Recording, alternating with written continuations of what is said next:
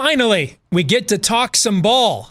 We break down Michigan's 2020 schedule version 3.0 next on this week's edition of Michigan Podcast. But there's going to be one team that's going to play solely as a team. No man is more important than the team. No coach is more important than the team. The team, the team, the team. Looks deep for Anthony Clark. Waits for it. Yes, caught. This is no time for that. In the pocket and a sack. Tim Jamison. Brady gets terrific. Throws it and a touchdown Knight again. Schultz just before Brazil got him. And a leaping interception by Woodson. Harbaugh back to throw over the middle. Caught by Collier at the 5 on his feet. Touchdown, Michigan.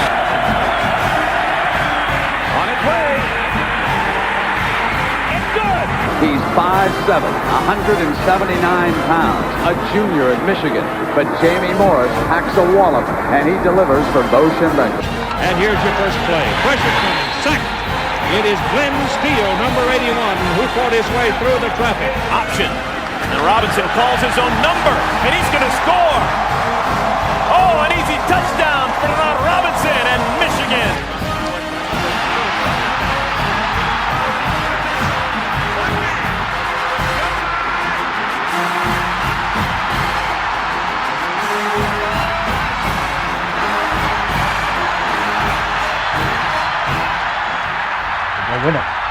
We're going to win the championship again because we're going to play as a team. And when we play as a team and the old season is over, you and I know it's going to be Michigan again. Michigan.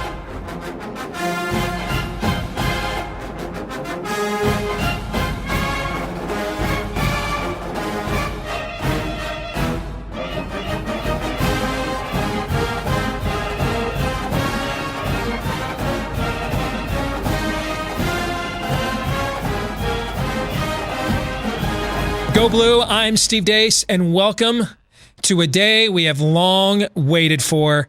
We finally get to talk some ball here on Michigan Podcast. We'll be joined by our good friend and somewhat reasonable Ohio State fan, Mark Rogers, coming up here in the next segment. But let us begin with what we teased at the top.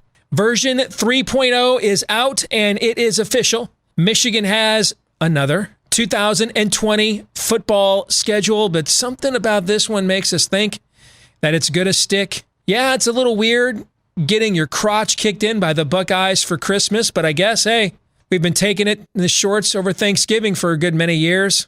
Why not throw in the most wonderful time of the year while we're at it? The rest of this challenging, daunting schedule, I have thoughts, and I will share them with you now, beginning with this very first one. My power ratings currently have Michigan favored by a field goal or more in 6 of these games.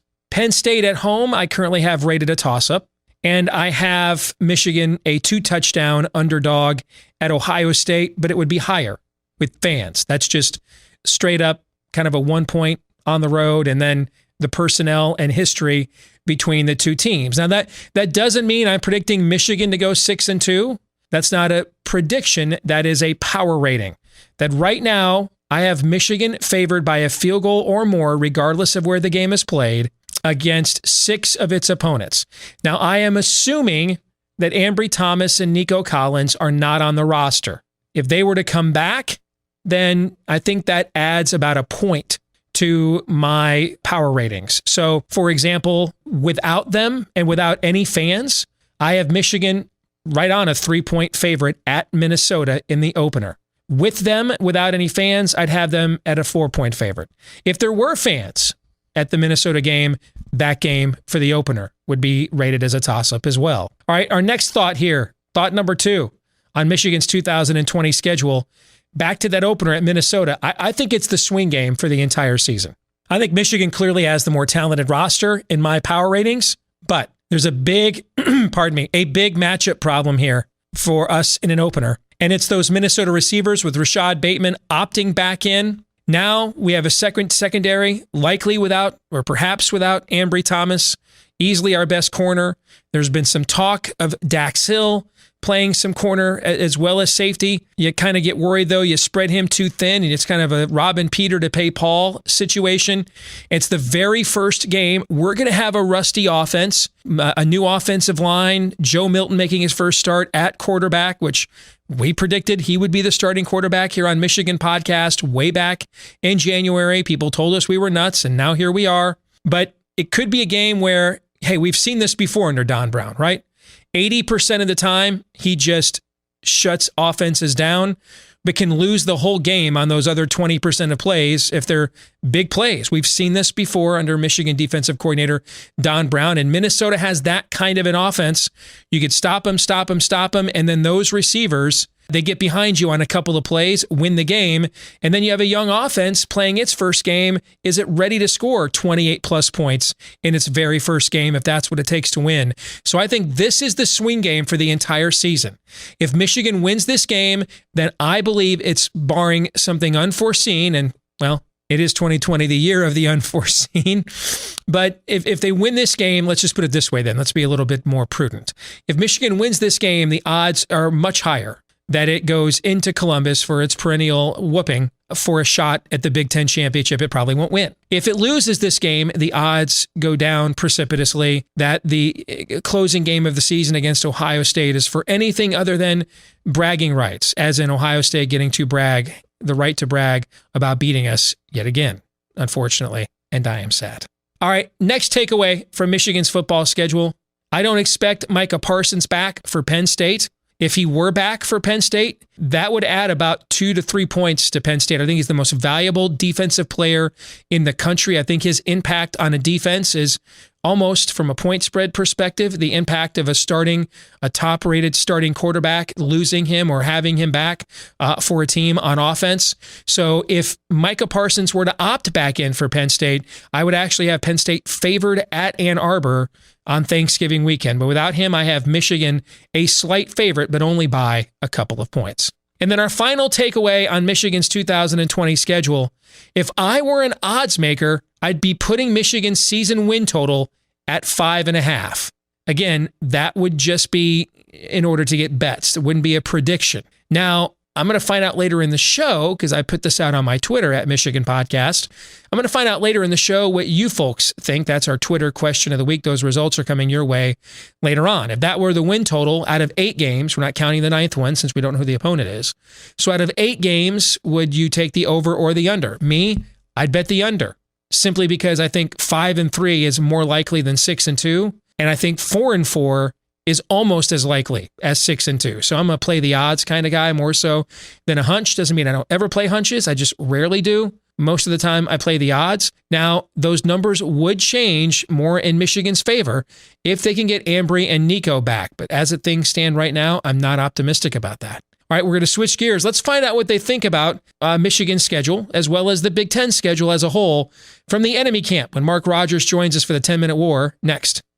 Now that football season is here, it is a great time to join us on our Patreon page, patreon.com/Michigan Podcast for $1 a month, $5 a month, maybe up to $25 a month. What you can get as well, not just the opportunity to support what we do here, but exclusive access to my Stone Cold Upsets lead pipe game locks for college football. I'm already off to a 1-0 start. I had Army -3 against Middle Tennessee State. That game panned out. And then look at that record I have compiled so far this year in Major League Baseball. 67-34 is my record right now with the Major League Baseball picks that we have put up on the site, patreon.com/Michigan Podcast. We've got my NFL simulation from my power ratings, also my best bet NFL win totals for 2020. This is the time to get on board and join us on our Patreon page. Thanks to all of you that have been supporting us already. Make sure you join us too. Patreon.com/Michigan Podcast. With an homage to the great 10-year war between Bo and Woody, or Woody and Bo, depending on what side of the border you're on, it is time for this week's 10-Minute War with our good friend and Ohio State fan, Mark Rogers. Good to have you back with us, Mark. How are you, brother? I'm doing just fine, Steve. Good to see you, and good to have some football on the horizon, we believe. Let's start there. They're not going to cancel this one, are they? No, I don't think they are. How good is it to talk some actual ball, Mark?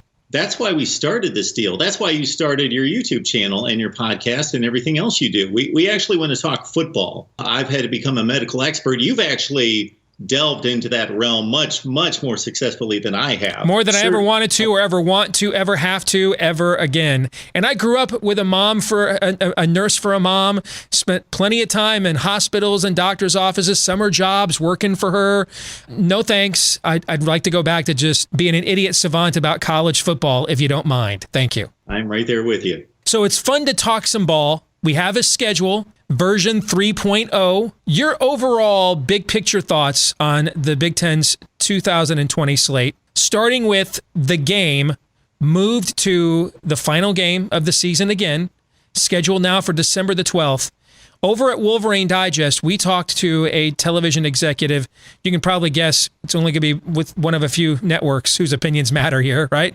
Who told us that if for COVID reasons they had to postpone the game, they would go to the Big Ten and rather put off the Big Ten championship game, cancel that. They'd rather have Michigan-Ohio State on the air than the Big Ten championship game, even with that rivalry a shell of its former self because of how much Ohio State has just ransacked and pilloried the Michigan program for the last going on 2 decades. So your thoughts on that and then the schedule as a whole that we saw unveiled on Saturday, Mark? Well, I love that perspective. I just can't imagine that the other 12 institutions and their football programs would be in line with that, especially the Western Division winner. They would be the real loser in all of this, although they've lost every conference championship game since the East and the West were established in 2014, which leads me to, despite that Eastern Division dominance at the top, I think a lot of people would be surprised that the series is 59-53 in favor of the East, with, I'm sure, Rutgers in particular and Maryland weighing down the Eastern Division dominance that pretty much hits those spots 1 through 3. You, Steve, I think you would agree with me, are going to have to deal with, and Jim Harbaugh more directly, the most difficult schedule in the conference, and I don't think it's debatable. So this is a practice I go through each and every Big Ten season, and with the other conferences that play crossover games. The Big 12 would be excluded from this. Who do you play in the other division? And it's typically 3 teams, of course, and will be 3. We just don't know that last game on championship weekend for everyone. But for Michigan, it's the 2 top seeds from last season. So they're playing a combined 15-3 Wisconsin-Minnesota combination from the previous season in the Big Ten. Whereas for Ohio State, Illinois, Nebraska, 7-11, Penn State, a group of 9-9 teams in Nebraska and Iowa. So Michigan comes away with the most difficult schedule in the Big Ten, as I see it, although the difficult games are at least spread out. And so that's the other scheduling measurement and metric I go through, is to find that gauntlet. Who has to persevere through a gauntlet? And I was pretty impressed with the distribution of the difficult games for everyone. I could not find that gauntlet for anyone. Well, it's tough to get an easy schedule in a 14-team league that's as deep as this one. Now, I would argue Rutgers has the toughest schedule every year because they're Rutgers. And then I would argue Ohio State has the softest schedule every year because they're Ohio State. I think your roster dictates the difficulty of your schedule more than anything else, right? But in terms of the way the slate is aligned, Michigan's probably is the hardest, but there was nothing the Big Ten could do. Wisconsin was the protected rivalry for the season. You couldn't keep Purdue because it's an 8-game schedule, so you have to have 4 home and 4 away, and Purdue was the home game. And so it had to go. We had to get a 4th road game in the league somewhere, and that left us to Minnesota, who was already on the schedule. I suppose they could have kept the Northwestern road game that they added back in August when we were going to do 10 games.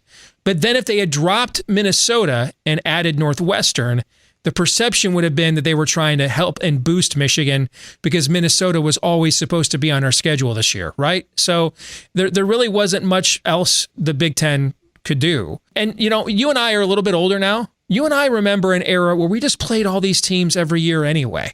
Now, the league wasn't necessarily as deep back then as it is now, but it wasn't the big 2 and the little 8 of the 1970s either. I mean, a lot of these teams in the 80s and especially into the 90s and early 2000s would have really good seasons. I mean, Glenn Mason frequently had teams that were in the top 25 nationally at Minnesota.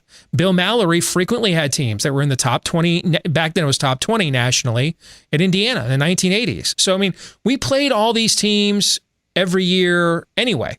We never really had the luxury of looking who do you miss because we were playing so much of our conference schedule without divisions as it was. I also think, though, you can't rate schedule difficulty no matter who it is, even for Ohio State.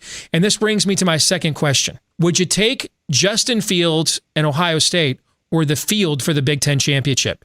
Here's why I would bet the field, hands down, without even thinking about it. Not that I don't think Ohio State's not head and shoulders the best team. My power ratings have them head and shoulders the best team in the league. But everybody's focused on the Big Ten testing metrics, and I think they're focused on the wrong metric, Mark. They're focused on that 5%. You can't have more than 5% of your players test positive, or you have to shut down for a week. We'll have a team or two that will happen to. It's happening to Notre Dame today as we speak. That's just the odds it will occur. Given the kind of daily testing we're going to do in our league so that we don't have all these contact tracing sit-outs, that's what's caused almost all these other college games to cancel. It's not been positive tests. It's been a few positive tests and then all the contact tracing you have to do to figure out, where the positive test came from. Our daily testing is going to get rid of a lot of contact tracing. I don't think you're going to see every team in the league have to shut down for a week, but I bet you'll see a few. To me, the rule that's going to really impact the season is the 21-day mandatory quarantine for one positive test, which is twice the CDC guideline. I mean, you could be Ohio State and be having a dream season. And 1st of December, Justin Fields tests positive for COVID-19. And suddenly that outlook looks a hell of a lot different than it did 24 hours ago. Know what I'm saying? Let's imagine this. A couple of years ago, we played Wisconsin on a Saturday night game on ABC. We rushed for over 300 yards against them in that game. That was 2018. One of the reasons we did this is they had cluster injuries on their defensive front, and every player on our offensive line that night is playing in the NFL right now. So we just overmatched them up front. Well, let's imagine you only have 2 or 3 positive tests in a given week, but they're all corners. They're all defensive linemen. They're all tackles. And now you've got like a cluster injury situation that creates like a major mismatch on a game day.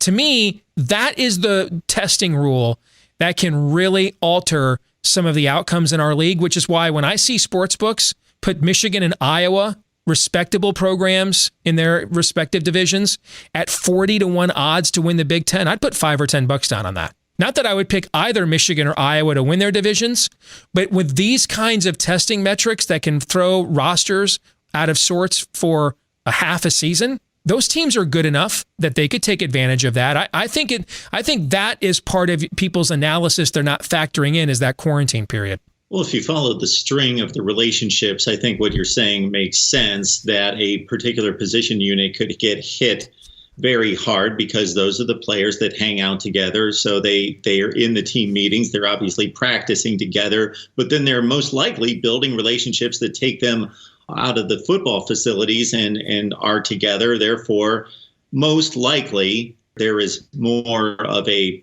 possibility or probability that that's going to hit one positional unit, which leads me to when you talk about the 3-week mandate, what does the Big Ten need to do or its champion or any contending team from the Big Ten in regards to qualifying for a college football playoff? We don't know what the qualification is. We never have and never will. Even going undefeated is not a qualification because we've got 5 conferences and 4 spots. So there's no guarantee of making the playoff regardless of what you do. But in this scenario, be a team that they want to put in the playoff. Yes. That's what you have to do. Be a team that they want to put in the playoff. The answer I get to the question, Steve, when I ask people, give me one qualification that will guarantee my team will make the college football playoff, and they say, go undefeated. I say, no, that doesn't I can give you one. Be a team coached by Nick Saban that has fewer than 2 losses. That I can tell you will get you in the playoff, period. That should get it done. Okay. But that brings me to is if we've got a Big Ten champion with only 6 or 7 games played instead of the 9 games played, that could be difficult in regards to what's going on in the other conferences and a second-place SEC team being impressive. It probably comes down to, remember, we're not looking, it's a little bit like when you're on the NCAA tournament selection committee. right? They always hold up like somebody's resume. That doesn't tell me anything because I need to look at their resume as compared to the other people that are vying for the same spot that they are. So it's not a selection, it's a comparison. And the same thing goes here as well, that, yeah, I would say in a vacuum, only playing 5 or 6 games will make it very difficult for you to make the playoffs. But we're not in a vacuum. So, I mean, North Carolina is going to go a month between games, right? How many games does Clemson get in? How many games does Alabama get in? How many games? See, we don't know how many games Oklahoma get in. Looks like Oklahoma's not playing this weekend now against Kansas State. Okay, so because we don't know those things, it's not in a vacuum. So however many games it takes to be viewed legitimately as one of the top 4 teams, and we don't know the answer to that because we've never faced a circumstance like this. So we don't know how this is going to play out around the country. Because of the guidelines in the Big Ten, I didn't think that this statistic would necessarily be valid. But now, since we've heard the news about Oklahoma earlier in the day and now possibly Notre Dame, then maybe the 49 games that have been played to date in college football in the FBS versus the 11 canceled or postponed, considering that the Big Ten is going to play 56 games, if that ratio holds, then we've got 10 canceled games. Yeah. And so how are those spread out? Do we have one program that doesn't know its head from its bunghole, Beavis? Just looking at you, Rutgers. And so they're like 4 of the games, we don't know that. Or is it every team gets, a bunch of, 10 out of 14 teams loses 1 game? That's the other randomness of this we don't know either. And so if you're a team that doesn't have, for Michigan, much was made of Ohio State's backup quarterback situation last year. It doesn't look like it's that much better this year. So for Michigan, nobody would have said a few months ago that former 4-star recruit Cade McNamara, who broke all kinds of passing records in the state of Nevada, decommitted from Notre Dame to sign with Michigan. All right. He, all winter long, even before we were talking about COVID, there was a lot of talk about, hey, this guy has really come on. I mean, he's going to be a factor. If whoever doesn't win the starting job, he's going to push that guy for the backup job. Well, suddenly now, he could be a guy like that is on nobody's radar, could be the key factor in that. Because what happens in today's college football is when you have a quarterback competition, typically the guy that loses it transfers, right? Because you only play quarterback one guy at a time. So we had a quarterback competition for the last 9 months. I predicted back in January Joe Milton would end up winning it. He did. Dylan McCaffrey opted out. He's transferring. Okay. If you didn't have this Cade McNamara young man step up, and look what happened to Oklahoma State when Spencer Sanders went out on Saturday, and they got a glorified walk-on playing quarterback and darn near lost at home to Tulsa as a 3-touchdown favorite, right? Those are the kinds of stories.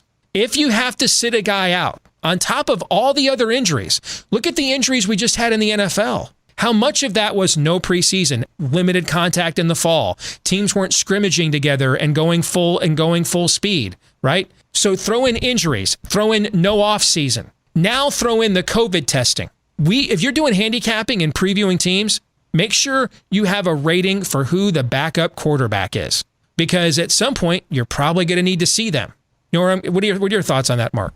Well, I don't think there's any question that we've already seen it play out in the span of just 49 games on the field. The prime example is the one that you just gave, and we had to go to the third-string quarterback because the second guy wasn't effective enough. And I don't know that the average college football fan understands the amount of reps or lack of reps that are given even to the second-team quarterback, to where they're typically there's just an enormous gap for most teams from the first to the second team. So I understand your hesitancy to say Ohio State should be the choice versus the field. I still have to believe in the talent, and I get the point, but I don't know who that other team would be, and do they get hit with the same issues or similar issues? Sure. And I know the quarterback position is more important than any other. But I'm going to believe in the depth and the talent. And I'm usually a guy that takes the field versus the giant. Any other big takeaways you have from the Big Ten schedule you want to address before we let you go this week? I really don't think so. I looked at Iowa, Wisconsin, Minnesota in regards to an advantage there between the 3 Western Division contenders. Didn't see anything there.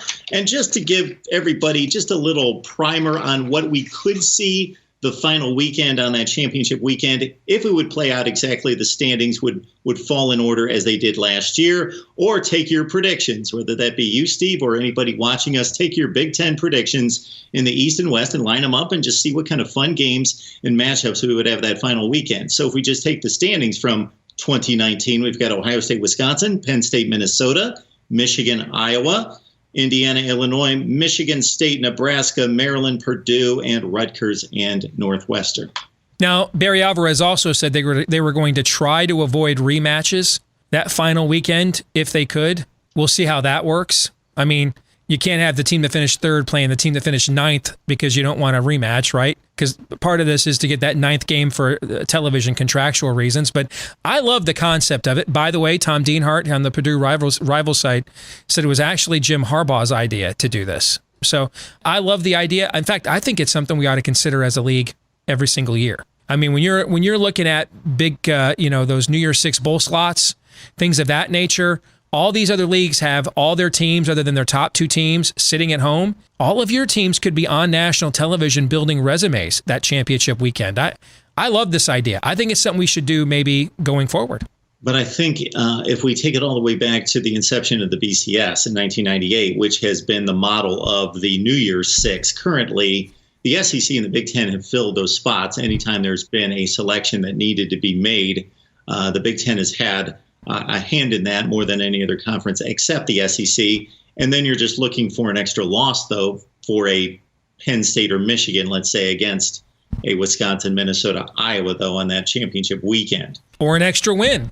You're sitting there. I mean, remember, Barry Alvarez was on the selection committee for the college football playoff the 2 years Ohio State and Alabama got into the playoff without even winning their own divisions, right? So let's say Penn State goes, has one cancellation and then goes 6-1, and their only loss is to Ohio State because that won't be a real whiteout game in week 2. There won't be anybody there. It won't be a typical whiteout atmosphere for that game. So let's say that's Penn State's only loss, 6-1. And then they go play at the end of the year. Everybody else is sitting at home. We don't have anybody else that has fewer than a couple of losses. They go out there and play a Wisconsin, Minnesota, Iowa, win comfortably, 7-1. That could boost your playoff resume, right? Doesn't have to be a negative. You can take advantage of the opportunity. Listen, as a Michigan fan, I know that we could take advantage of the opportunity and actually win this game at the end of the year for once. I've just lost all hope in the rest of my lifetime we will. But that doesn't stop other teams from taking advantage of these opportunities. They could go out there and actually win that game instead, Mark. And they don't have to lose it. They could win it and bolster their resumes. And probably would win the game 75 to 80% of the time based on what we've seen out of those upper echelon Big Ten teams after the champion versus the rest of the league and even a contending team out of the West. So it would fall into a benefit to the Big Ten most of the time, as you just stated. Also, one other note, you asked me about Ohio State, Michigan earlier, and I failed to take into account the date of the game, December 12th. So it's not in Ann Arbor, which is typically, I'm guessing, 8 to 10 degrees cooler than Columbus at that time of year. But still, December 12th in Columbus, I think for any Ohio State or Michigan fan looking back upon the history of the game, sure, this game has been played in 18-degree weather and it's been played in 65-degree weather. It always seems to be a bit of a wild card some years, that final weekend of November, but we're really getting into treacherous territory in mid-December. This year is the 70th anniversary of what some think, the old timers will tell you, is one of the most famous games in the history of the game, and that was the Snow Bowl in 1950, a legendary, like that montage on the blizzard before Rudolph the Red-Nosed Reindeer. That's what happened in Ohio that year, okay?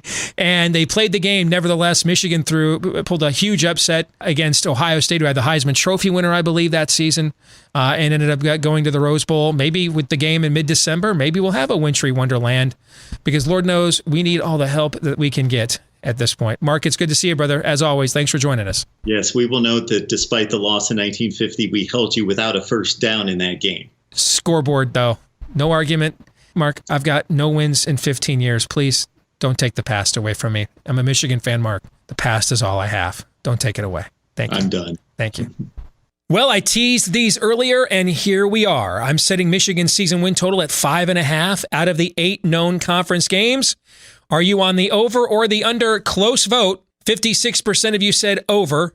43% or 44% of you voted under. That's the way that I would bet, because I just think, as I said earlier, I think 5-3 is more likely than 6-2. And I think 4-4 is about as likely as 6-2. So I would play those odds. Now, if you give me Ambry and Nico back, I'd probably still keep the win total at 5.5. It'd probably be like 5.75 on my power ratings. So I'd probably bet the over then. I mean, you're talking about 2 of the top 3 players I had rated on this roster going into the season. So getting them back, I think, could very well make a 1-game difference in a win total. That brings us to this week's question of the week from Scott Tameling, who says, Steve, would you take Urban Meyer as Michigan's coach if he was willing? No. Now, let me say this about Urban Meyer. All-time great coach. You could argue post-World War II, he is in a camp with Frank Leahy, Nick Saban, Bear Bryant. That he is in that company. That is some rarefied air. I mean, that's the top layer of the atmosphere where those guys reside in the college football coaching hierarchy. I think you can make a compelling argument that he belongs in that group, but he extracts a heavy toll. He left a mess at Florida. He foisted a mess upon Ohio State. And it's the kind of mess that, given my own background dealing with domestic violence growing up, I don't have a lot of patience for. And I'm kind of at a zero tolerance policy for that. So no, I don't see that as a match. I don't think the administration at Michigan would let him get away with some of the things that maybe other administrations would allow him to do as well. I just don't see it as a fit. And as great of a coach as he is, my answer would be no. That's going to do it for this week's episode. Wasn't it fun, though, to finally get to talk some ball? We're going to keep doing it now on Michigan Podcast. We're just about 4 weeks away from the first game of the season against those Minnesota Golden Gophers, a rivalry game for the Little Brown Jug right out of the gate. Can't wait. Camp opens up at the end of the month. It took longer than we thought and hoped, but we finally arrived. Thank you for tuning in here this week on Michigan Podcast. Don't forget to follow us at Michigan Podcast on Twitter. Check us out online at WolverineDigest.com, Patreon.com/Michigan Podcast. Like, rate, share, subscribe, whichever the case may be, whether it's YouTube, iTunes, Stitcher, Google Play, etc. Keep those coming. Help us to spread the word, to get the word out to other Michigan fans just like you. Have a great week. We're back again next time right here on Michigan Podcast. Go Blue.